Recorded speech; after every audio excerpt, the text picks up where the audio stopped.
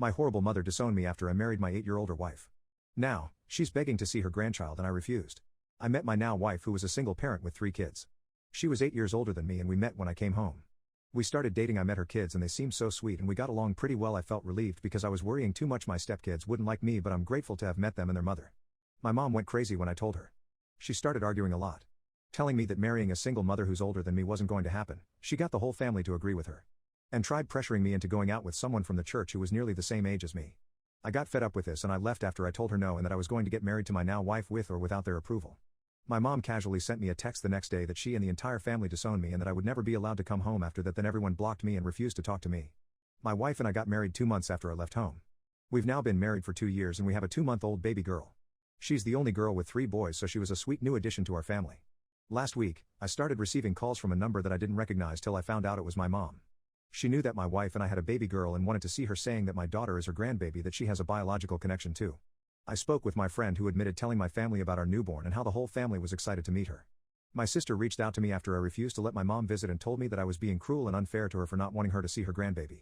She told me that I shouldn't forget that my daughter is family and that will never change no matter what. I got mad. I just couldn't help but get mad and argue with her because everyone sided with my mom who disowned me and told me to not come home ever again. And now they think I'd allow my mom to see my daughter because she is family to her. They tried to set up a meeting twice but I refused. They're calling me cruel and using my daughter to get back at my mom for personal issues we had before. Completely forgot what she did to prevent me from being with my wife.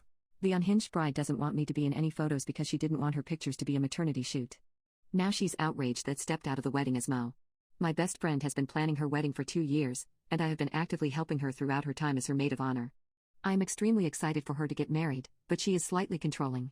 She's the kind of girl who has to have everything perfect or completely ruined. But her wedding, her rules. Well, I found out I was pregnant at the beginning of October and am due toward the end of June. This is my first baby, and I have struggled heavily with fertility issues, so this is a literal miracle baby and I will be in my 2nd trimester during her wedding. I told my best friend last week, and she seemed upset. She wasn't too happy that I was pregnant, and her first question was whether I would fit in my bridesmaid dress. The dress is extremely flowy, and I told her I should be fine. If not, I'd cover the cost of any alternations. It's her first question, not even congratulations.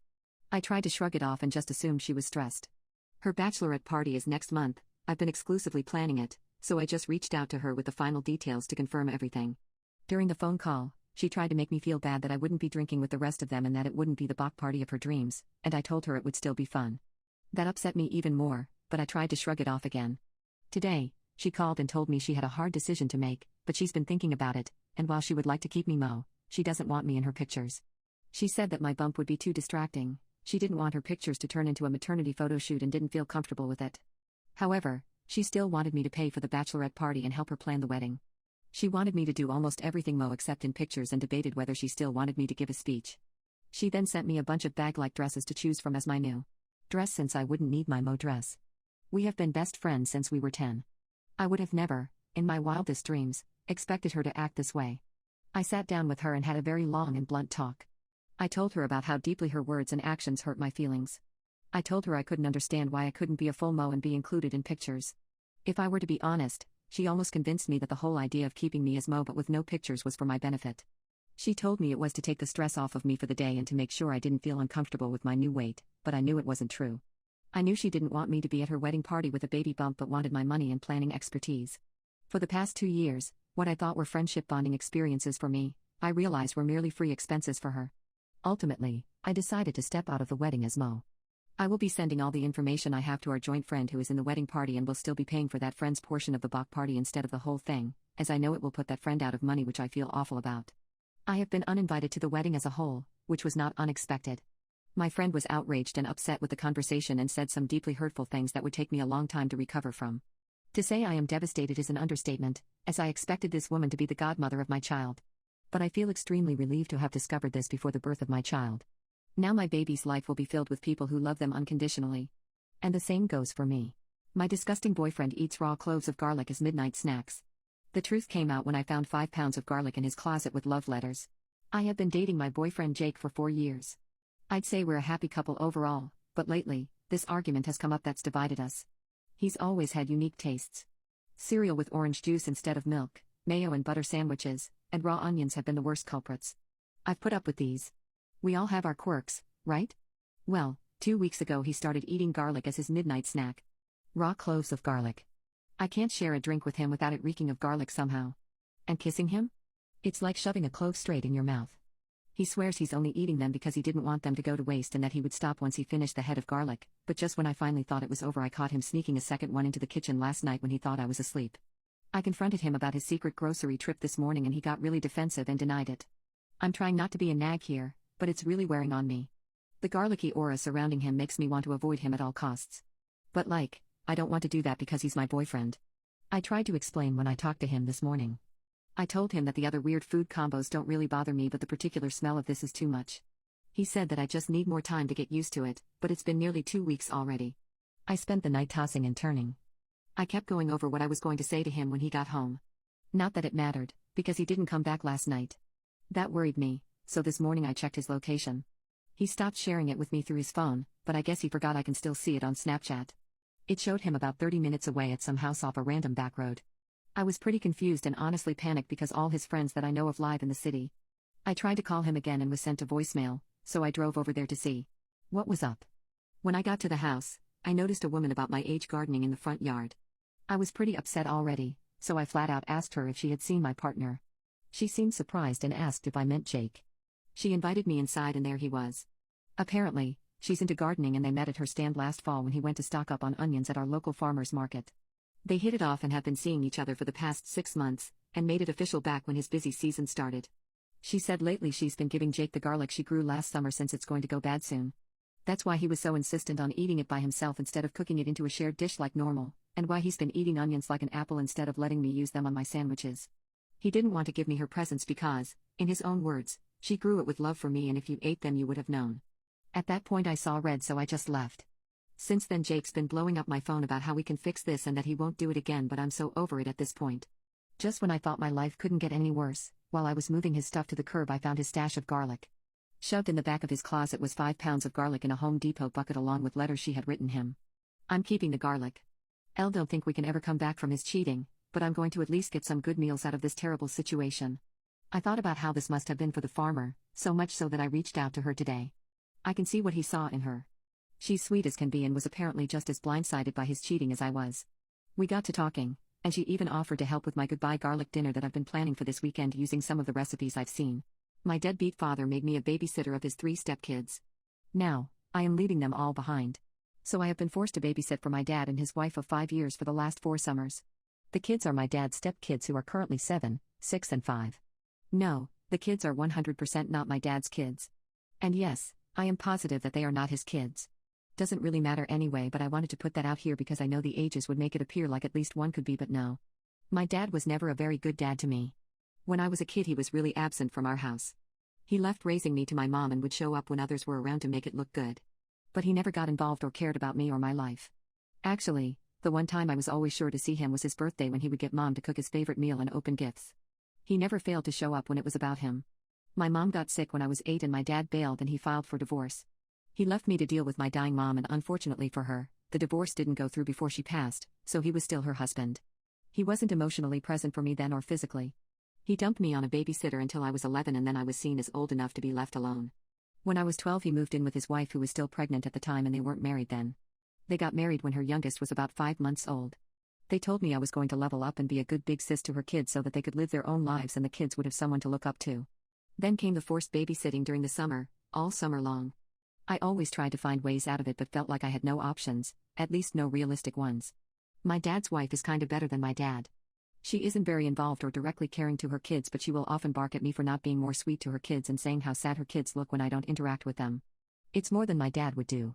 But she's not exactly getting involved with her own kids. Anyway, I've been planning for over a year to get out. I turn 18 in May and graduate a couple of weeks later.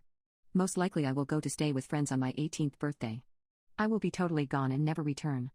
I won't babysit and I know they expected that to happen and I don't know that they would actually pay for someone else or if they'd maybe leave the kids without someone watching them.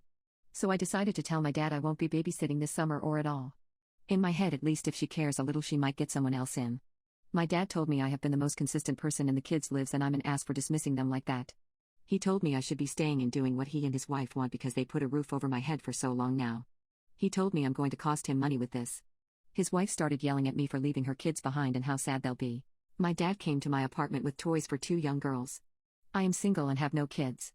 My dad did something so wild yesterday and I am spinning myself in circles about it. I do not have any kids and am not married. I have never been married, never even moved in with a man. Here's what happened. Yesterday around 6 p.m. my dad knocked on my apartment door. I wasn't expecting him, so when I answered I was confused but pleasantly surprised. I greeted him normally and he gave me a side hug because he had a few toy boxes in his hands. Like Fisher-Price toys for really young kids, even babies. I didn't say anything about them because I had no reason to assume they were for me, like I just didn't even register them in my brain. He looked normal. He wasn't breathing weirdly, wasn't sweaty, his pupils weren't huge, and nothing was off with him visually. When we hugged I didn't smell anything weird, no alcohol or smoke or anything. I said I was happy he dropped by, but why is he here? He said he was in the area shopping when saw these toys, which he then held up for me proudly, and wanted to give them to the girls. I said WHO? And he gave me 2 names I didn't recognize. I remember my brain sorting through the Rolodex of everyone I've ever met in our family, Terminator style, and nobody matched.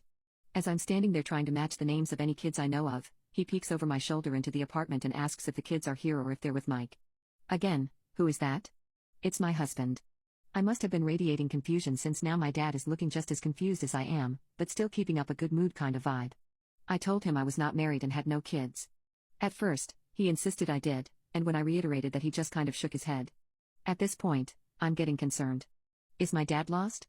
Confused? Is he having some kind of breakdown? I ask my dad if he knows where he is. He starts to get frustrated quickly and confirms that yes, he knows where he is and who I am. I start to ask him questions that I've seen in movies like, do you know what time it is? Or the year? And he just gets more and more angry. He starts shouting at me right in my face, yelling, "You think this is funny? And, are you trying to make me look stupid?" There are bubbles of spit in the corners of his mouth. He went from 0 to 100 so fast it genuinely kind of scared me, and I just retreated a bit into my apartment. When I backed away he took it as a personal offense and started screaming, "Oh, now you're scared? You're scared of me? Guess I'll just fuck off then." He storms off, literally stomping his feet like a child down the hallway. I thought about chasing him, but he was so irate that I didn't think it was a smart move. The whole interaction was less than 5 minutes. I closed and locked my door and immediately started making phone calls. I called my mom, uncle, and siblings. Nobody has any idea what just happened. I did ask my mom and sister if I was the crazy one and did have children I just forgot about. They confirmed I certainly didn't. It's tomorrow morning and I haven't heard anything back. Update: I finally found my dad. My uncle took him to the hospital the night of the incident. Anyone who bet on head injury and drugs, you're correct. There was no second family. I wish there was. My dad would just be in drama-related trouble and not medical trouble. He's got a massive concussion and serious brain damage. Doctors don't know how he managed to even drive to my apartment safely. They think he was on autopilot since he takes that freeway nearly every day. The phantom kids are his co-workers. His brain somehow blended the details of his co-worker's life into his own. Co-worker has a daughter who is married and has 2 kids, and the memories of being told about the girls mashed together with memories of his own daughter. The doctor says this is pretty common with head injuries. I just found out that my terrible dad who has neglected me isn't my biological father. Today, I called him by his name and he was crushed. I am the oldest of 4 siblings. I have been treated like the black sheep in the family for as long as I can remember. On birthdays, I never had any, just a cupcake from my mom and no presents. I wasn't allowed to have friends over.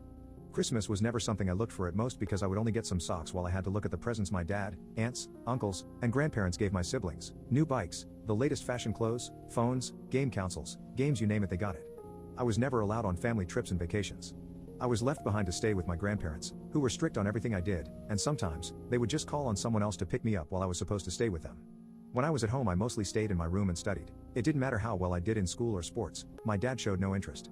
Yesterday, I came home from work late, tired, and just wanted to go to bed.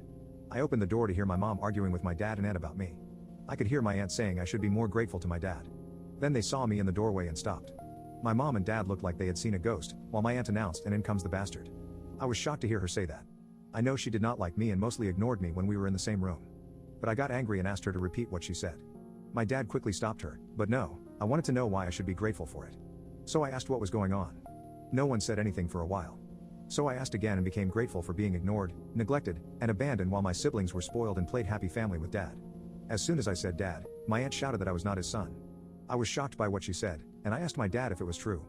He looked at me and just said, "I am sorry." I don't know what to say. I looked at my mom and she said nothing. I left my room and just started crying. Later, my mom found me on the floor shaking and crying. She helped me up and stayed with me until I fell asleep. I woke up this morning and called in sick. I barely left my room today. I feel like everything I have done to make the man I call dad proud or just to acknowledge me has been a waste of my life. On Thursday, before I left for work in the grocery store, my father, whom I will refer to as Richard, called out to me, and I responded by saying, "Yes, Richard?" He looked confused because I had always called him dad before. After a bit of silence, I asked what? Quite bluntly. He didn't respond and told me it was nothing, so I went to catch the bus. When I got home late in the evening, my mom wanted to know why I called her husband by his first name. I told her he never treated me as anything closely as a son, so why should I call him dad anymore? She had no answer, and she told me he was hurt by it. I wanted to scream when she said that. I told my mom that I couldn't get over the fact that for all these years how I had been treated and neglected by Richard and his side of the family. And she watched it happen, and I need to know why. She started to tear up and just told me how sorry she was and kept on saying I am so sorry over and over. It hurt me in that moment to see my mom cry, and I tried my hardest to keep my emotions in, and I asked her again why. After some time, when she calmed down, she told me what happened. She got pregnant with her ex and he abandoned my mom. She got a job at a cafe house, and there she met Richard. He was a regular customer and they got to know each other. Richard asked her out, and even though she told him she was pregnant, he didn't care at the time. Richard's parents were not happy about the idea that their son was dating a pregnant woman. They made plans to get married soon after I was born. Richard never showed any interest in me when I was born, but my mom lived with the hope that one day he would. After hearing all of that, I didn't know what to say for a while. I asked her why Kay was hurt by me calling him his first name. For the past few years, he has been living with this guilt and he has been afraid to confront it. So when I called him by his first name, he realized that he had lost me. Then I asked her why I was left with people who abused me physically, mentally, and emotionally while they went on trips and vacations. She was shocked to hear about the physical abuse and asked me about it. I told my mom that I never said anything at the time because I was afraid of Richard's family members. My grandparents would scold me loudly and hit me when I was younger. My aunt never spoke to me unless she needed a favor, only to then go back to ignoring me and told me to stay in the guest room. When I was 14, my father took the family on a 2-day trip to Croatia. He left me with his older brother. He asked me to go to the store to buy some stuff. And of course, I said yes. When I came, he opened the door, took the bags, and locked me out of the house. I sat there crying until they had all finished with their dinner, and then he let me in. She cried the whole time while I told her everything. She told me how sorry she was. She knew they didn't like me, but this was just hate. After the conversation, she asked if I was going to move out and where. I told her I was planning on it and that I would not tell her because I didn't want them to know where I would be staying. She started to cry again. And again. It hurt to see her cry. The conversation was long and lasted for several hours, but these are just the main points. After that, I went to my room to clear my head and think. About an hour later, someone knocked at my door. It was Richard. It was the first time since I can remember he ever entered my bedroom. He looked around for a bit. He looked shelf where I kept all of the awards and trophies from school and sports. He was both surprised and sad when he saw the medals. From when I did track and field and played football. He stopped when he saw the small man of the match award and picked it up. He held it for a while and started to tear up.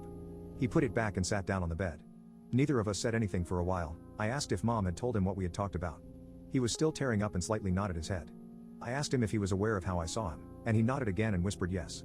So you know the extent of what our parents and siblings have put me through. He looked me in the eye and asked if it was true. I said yes, and he just started full on crying. After a while, he stood up and hugged me. This was the first time he had ever hugged me and cried in front of me before. I just hugged him back and started to cry. He didn't want to let go, and he said how he was sorry for the pain he put me through, for the years of neglect, for treating me like an outsider, and he begged me not to move out. When he finally let go, he asked to be given a chance. I told him that maybe with time I could forgive him and Mom, but they had to earn it. But I won't forgive his family for the things they had done. He was hurt by it but accepted it. For now, I am not moving out.